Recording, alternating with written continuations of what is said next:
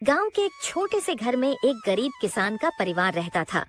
उस परिवार में घिसू, उसकी पत्नी रमा और उनका बच्चा सोहन था। मौसम सर्दी और बरसात का था।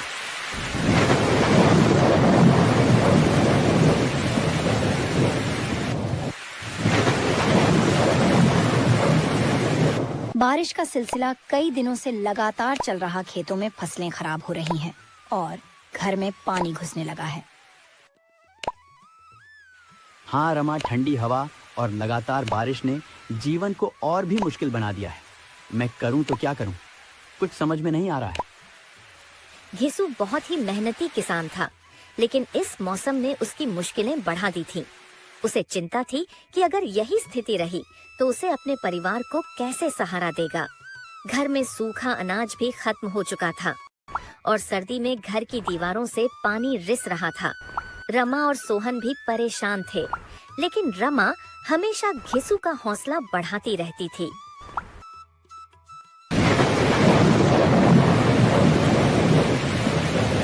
एक दिन जब बारिश तेज हो गई, घिसू सोचने लगा कि अब क्या किया जाए। तभी उसकी पत्नी रमा ने कहा, घिसू, हमें हार नहीं माननी चाहिए। यह भी एक समय है जो जल्दी ही गुजर जाएगा। हमें इस कठिन समय का सामना धैर्य और उम्मीद से करना चाहिए। हमें किसी न किसी रास्ते से इसका हल निकालना होगा।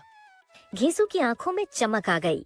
उसने तय किया कि वह अकेले नहीं, बल्कि पूरे गांव को मिलाकर इस मुश्किल का हल निकालेगा।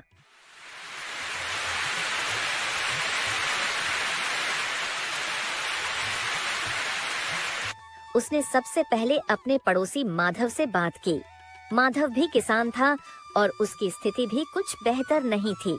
घिसू और माधव ने मिलकर गांव के बाकी किसानों को इकट्ठा किया और सबके सामने एक योजना रखी। घिसू ने कहा, हमारे पास एक मौका है। अगर हम सब मिलकर अपने अपने घरों और खेतों को ठीक करें तो हम इस सर्दी और बारिश से बच सकते हैं। हम मिलकर घरों की मरम्मत करेंगे, फसलों को बचाने के उपाय करेंगे और एक दूसरे की मदद करेंगे। गांव के लोग घिसू की बातों से प्रभावित हुए। वे सभी एकजुट हो गए। अगले कुछ दिनों में गांव के सभी लोग मिलकर अपने अपने घरों की मरम्मत करने लगे। कुछ लोग घरों की दीवारों को मजबूत कर रहे थे, कुछ लोग छतें ठीक कर रहे थे और कुछ लोग खेतों में पानी की निकासी की व्यवस्था कर रहे थे। घिसू और माधव ने सबको इस काम में मदद की। धीरे धीरे गांव की स्थिति बेहतर होने लगी। ठंडी और बारिश से बचने के लिए सभी ने एक दूसरे का सहारा लिया। गांव के लोग एकजुट हो गए थे और उनका संघर्ष सफल हो रहा था। अब घरों में पानी नहीं घुस रहा था, फसलों में भी जान आ गई थी और सर्दी में भी लोग गर्मी का एहसास करने लगे थे।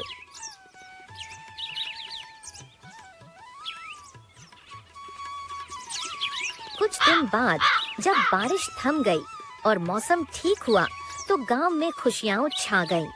घिसू और उसके गांव वालों की मेहनत रंग लाई थी। घिसू ने रमा से कहा, देखो, हमारी मेहनत और एकजुटता ने हमें इस मुश्किल समय से उबारा। अगर हम साथ रहें तो कोई भी समस्या हमें हरा नहीं सकती। रमा ने मुस्कुराते हुए कहा, हाँ घिसू, यही तो है हमारी ताकत। ये दिखाता है कि ठंड और बरसात चाहे जितनी भी कठिन हो, अगर हम एकजुट होकर काम करें तो किसी भी परेशानी का सामना कर सकते हैं।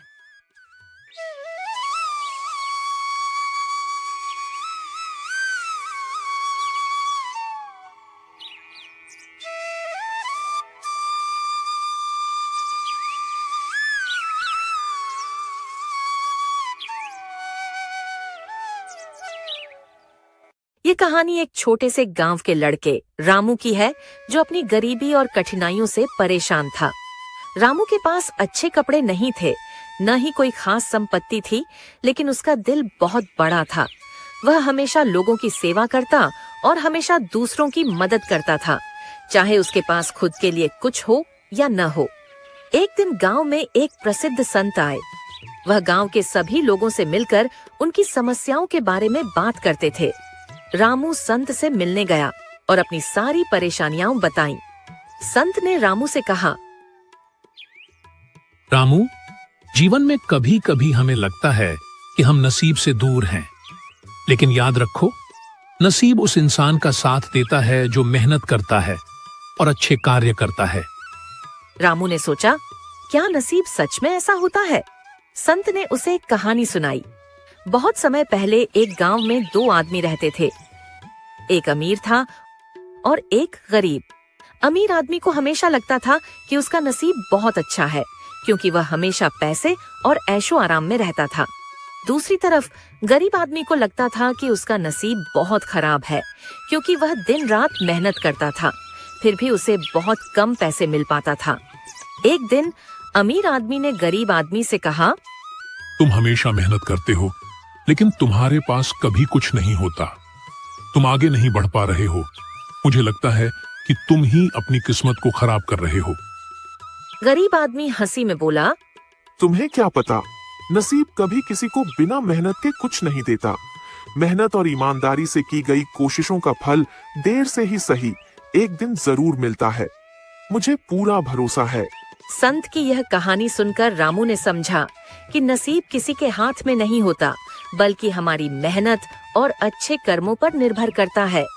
रामू ने ठान लिया कि वह अब पूरी मेहनत से काम करेगा और कभी भी अपने कर्मों से समझौता नहीं करेगा।